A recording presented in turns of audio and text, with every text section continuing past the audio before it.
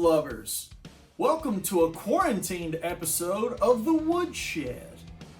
First of all, I'd like to thank Ashley Lixxx from Skankbanger for loaning me this sweet ride so I can do some 80s shreds on it. This episode is going to be all about just having some fun, a little lighthearted change of pace. I know things are bad out there. We got people running around acting crazy, buying up all the toilet paper. Please don't be that person. Now with that said, you're locked up in your house. You got your kids, your pets, your loved ones, your neighbors next to you. You got to stay 6 feet away from everybody. But with 6 feet and a loud amplifier, you can still get on their nerves. I'm going to teach you how. Let's go. 80s trick number one of my favorites.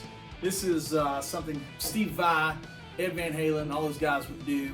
And it's just like this big squeal. Let's hear one.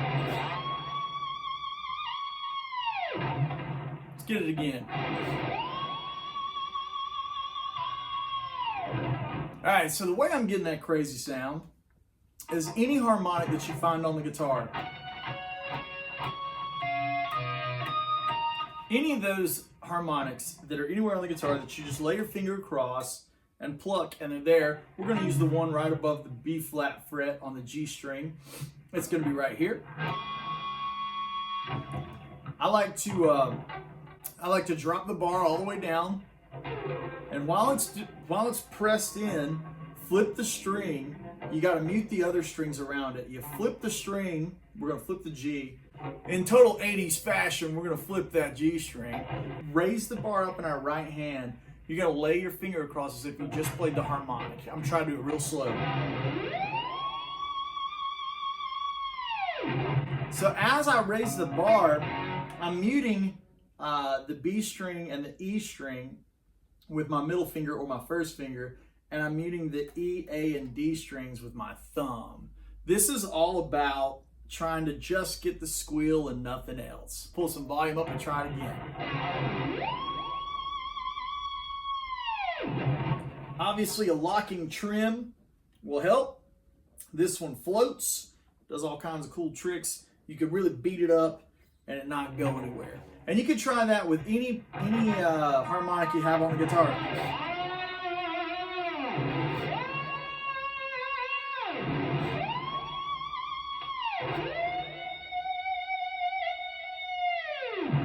Now from an intervallic standpoint, you can hear those chord tones.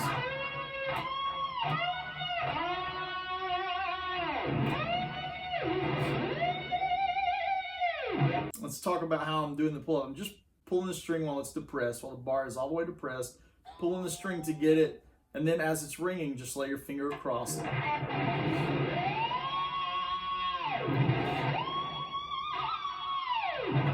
Yeah, that's fun and annoying. You'll drive your pets crazy, you drive your wife crazy. You'll love it. Let's dive into trick number two, which is the hammer-on from nowhere.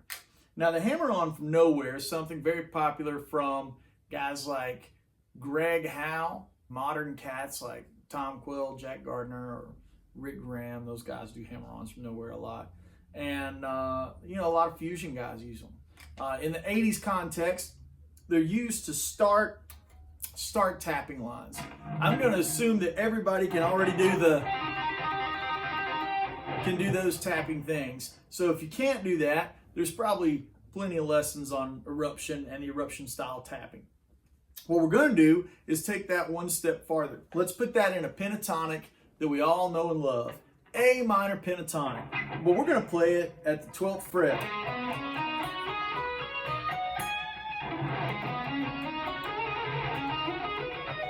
We're going to use that position right there. So I find my 3 octaves. To start the run, we're going to use a tapping run that's 3 notes per string. We're going to play root, minor third, 4 of the pentatonic scale. And the way I started is I literally tap on, I just hammer on from nowhere in the left hand. Here it is again. And then when I go to the next string, I hammer on from nowhere again. So what I'm doing is I'm just trying to get a good, confident sound with my first finger, right? And then as I walk up, I'm going to use all the notes from the pentatonic. So we're going to have A, C, D, which is 1, 3, 4, then 7, 1, minor third, then 5, 7, 1, right?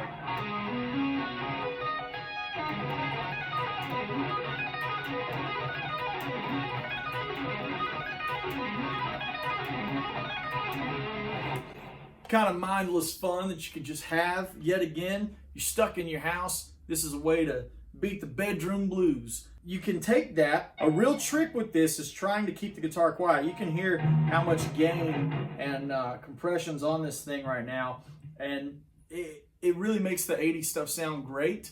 But on the back end, it really isn't conducive to keeping the guitar quiet. That's your job. I use the inside of my right hand to mute some lower strings, and then I use the inside of my fingers on my left hand to mute some of the higher stuff. Sometimes just changing position can help you keep it a lot quieter, for me at least, because I can change the angle of my hand.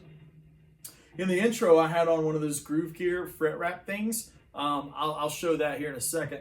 Without it, you know, I love open strings.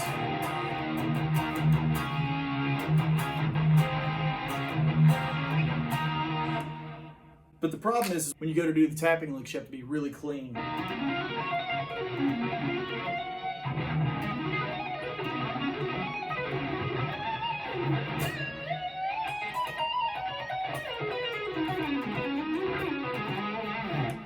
Now, another fun 80s thing that happened, courtesy of Yngwie Malmsteens, was some of these really cool pedal tone licks. So let's take a harmonic minor, which is 1, 2, minor 3, 4, 5, flat 6, major 7, 1.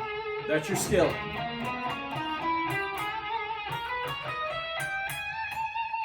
Yngwie would play these sounds. And I always thought that was a really, really cool sound. So let's talk about that lick real quick, or that idea. It's not even really, I don't think Yngwie's using it as a lick, more as like a concept to kind of navigate some different passages. So we pedal down, and in between every note, we're basically walking down the scale and back up. But in between each one, right, we have a pedal tone of the root note. And I'm playing it with my third finger. You can play it with your pinky if you want. But here's the idea.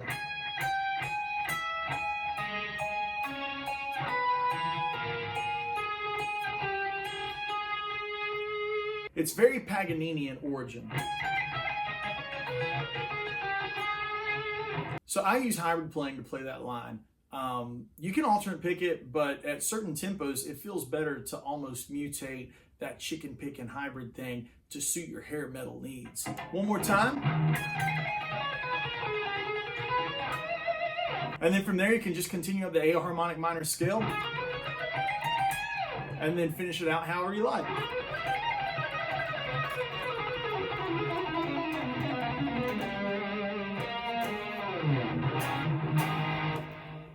One of the last things we're going to talk about today is a little trick that one of my favorite players, Dan Huff, he used this a lot in bands like Giant. Okay, it's a really simple idea. Basically, you just slide into whatever you're going to play, but you're starting higher and you're going to slide backwards. So let's say we're going to play the line. So we got one of these power ballad things.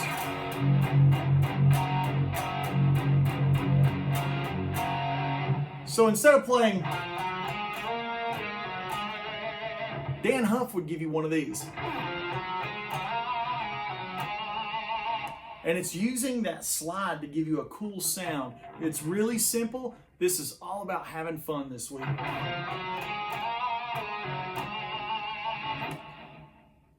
All right, so now let's dive into another way you can annoy your neighbors and loved ones and pets. The Pig Squeel. I love the Pig Squeel. So the way I get my Pig Squeel is I use the point of the pick, right? And I grab the note with both the thumb and the pick at the same time. You can do it with the ZZ Top kind of vibe,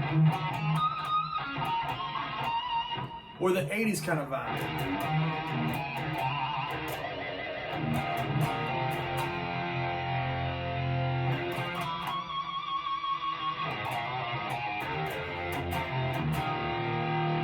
Yeah.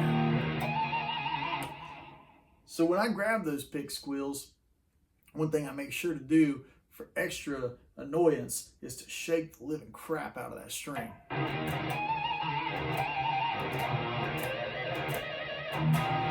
The king of pig squeals is, of course, Zakk Wylde. All right, so let's talk about little small triads used both in sweeping and in alternate picking. Let's take a basic one in the key of, let's say the key of D right here. I'm just outlining the major triad, right? The arpeggio. So we're going 5, 1, 3, 5. That's also the Allman Brothers. It's also that shape. So if you grew up playing Southern rock, you never played any hair metal or shred stuff, just use that shape. So that's 5, 1, 3, 5. And you can sweep it, or you can alternate pick it. For me, I use alternate picking up to a certain tempo. So if I have something that's at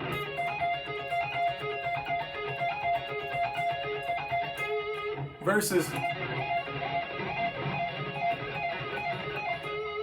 right? I use the two different techniques for that. You can really expand your triad knowledge, your harmonic arpeggiated knowledge, by looking at 1, 3, 5 on every string set.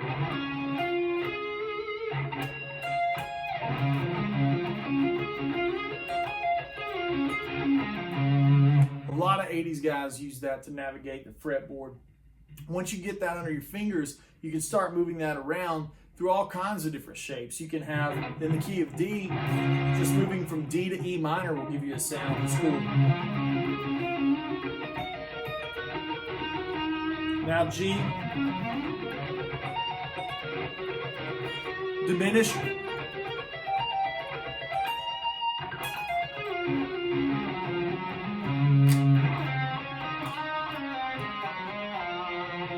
Right? So in that intro, we're going to just go over the basic outline for the intro that I did for the video. I use one of these groove gear dudes. Typically, I'm not a big fan of these things because I like open strings so much. But sometimes when you're tapping with all these extra fingers on your right hand, you got to have something to mute out the strings. Now, if you notice, I left in just a small amount of audio from the microphone in the intro. There was a reasoning behind that. I could have taken the audio that I recorded and went through and made every note just absolutely perfect post-production, but I feel this is something on my heart. I feel like in our society we're just eat up with people doing that, and I don't want to use the term faking it, but it's definitely misleading, you know. And I know that intro wasn't played just superhuman, but also it was me playing it, right? It was a human playing some tappy tap stuff, and it was not edited, and I wanted to leave that audio in there. Now, one of the things you can do that I see a lot of guys doing is put one of these on. This was made by Groove Gear. It's kind of cool. You just loop it over like this, and it takes all of that noise that you typically have, and it gets a grip on it, right?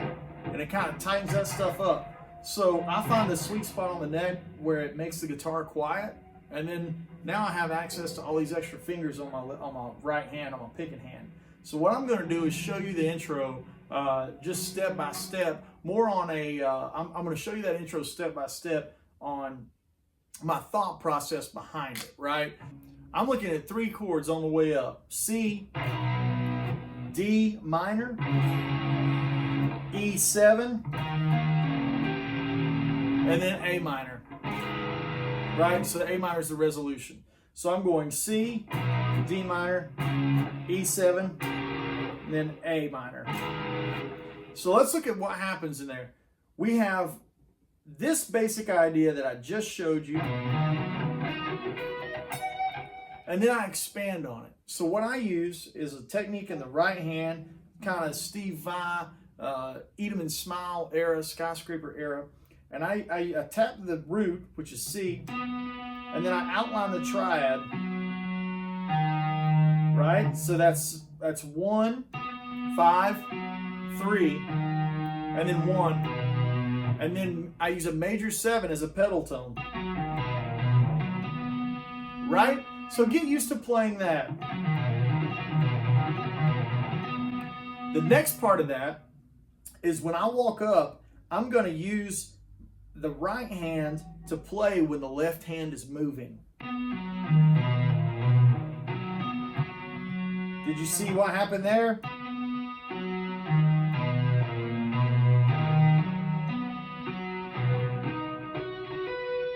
Right? So then I play through basically 3 shapes, and I'm so comfortable with this triad thing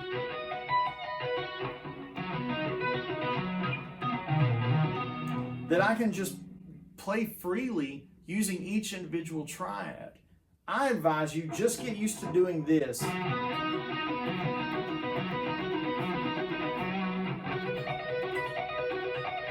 And get used to doing it with no pick.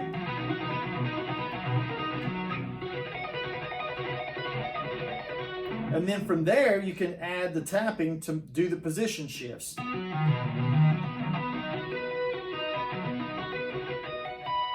Now up at the top of it, I get a little slippery, and I use my ring finger on my right hand to play the 9, okay? So in the key of C, that's gonna be a D note. Let's just play that top triad.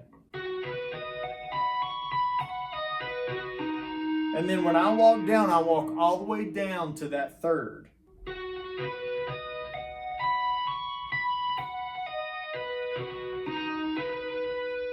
And when I get to that middle finger, I use the 3rd finger to play the 9 again. So let's look at this really.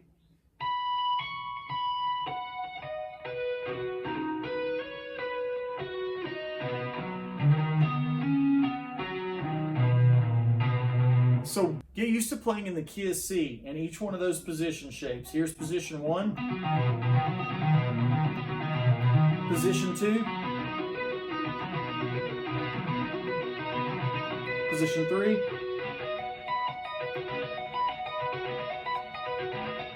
now add the 9. Right there is the main transition. Now do the same thing on the next string set.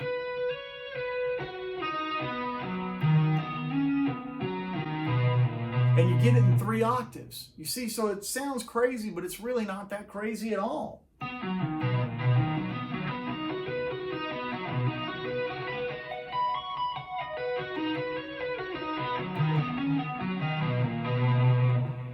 Now, once you get that, you just slide up to D minor and do the same thing in D minor harmony.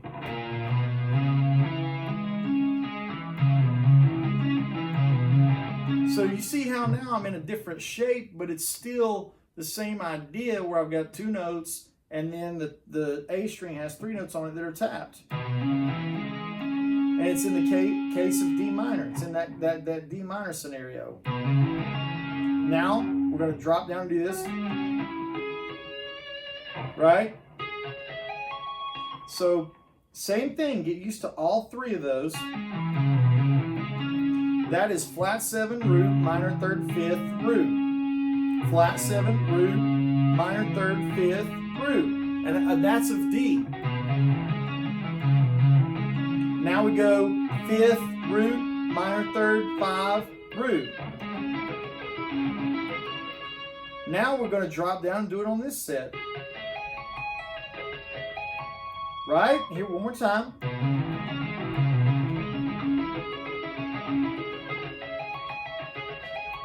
And then when we're there, we use the same thing again. If you've got a 24 fret guitar, if you've got a children's guitar, as I like to call them, and I have plenty of them, you can use that 9th, right, to grab that 24th fret, get that kiddie note way up there at the top. Let's see, adults won't play up there. That's for the kids.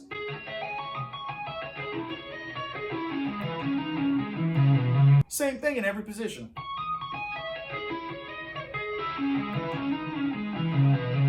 It's really hard to play slow.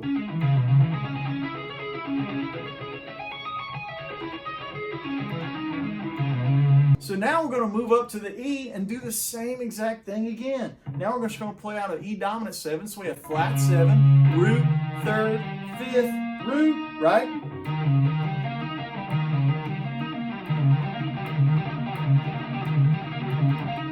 And now we're going to do the same shape, same as we did in C, but now we're going to do it in E. Really simple, right?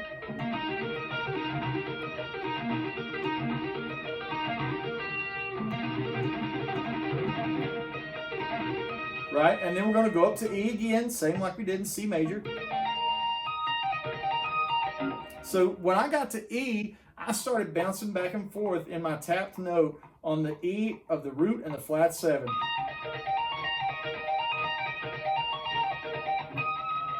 Right? And then you can sweep all day long. If you want to sweep this thing up,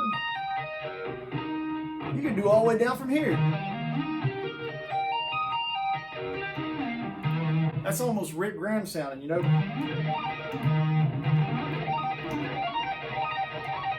Now the very last lick is just a sequence of A minor, A harmonic minor, very Yngwie-esque. I start into it with a little bit of diminished though, just to give it a little flavor as I rev up.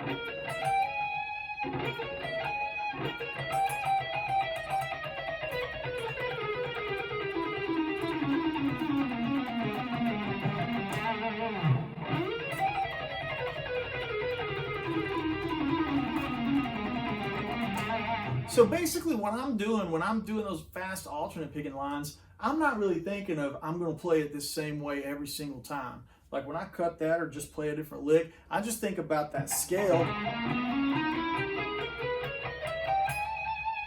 and how I want to mix it up. I just know that I'm going to start with the diminished and walk up to it. We can do 6s, right?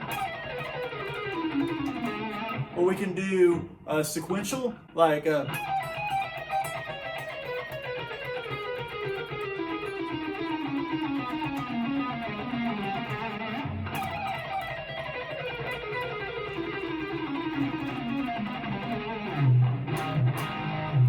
I mean, it's really, those are things that we're going to dive into, you know, deeper down. I just want to give you a loose outline of that intro because I know you guys will be asking about it. We'll be talking about alternate picking in future episodes. All I wanted to do with this episode was just have some fun with you guys. I know everybody's locked in the rooms and kind of going crazy, and you know, I just want to have some fun with you this week. So let's dive bomb. Let's Pig Squeel, harmonic,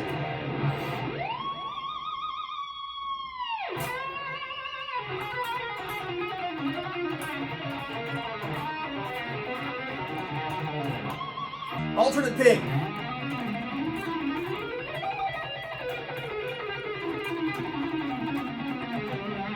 and then some sweets.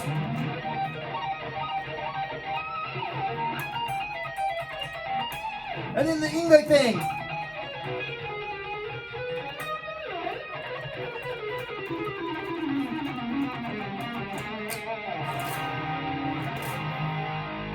Yeah! Thanks for hanging out during this quarantined episode of the Woodshed.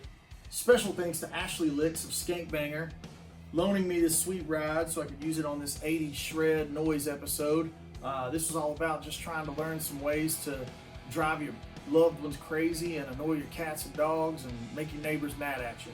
So I hope you enjoyed it. Most importantly, stay safe, be healthy, wash your hands, don't go out in public, don't go to the grocery store and buy everything loose just to hoard it up so it'll go bad, okay? Let's all just take care of each other, love one another. We'll see you soon.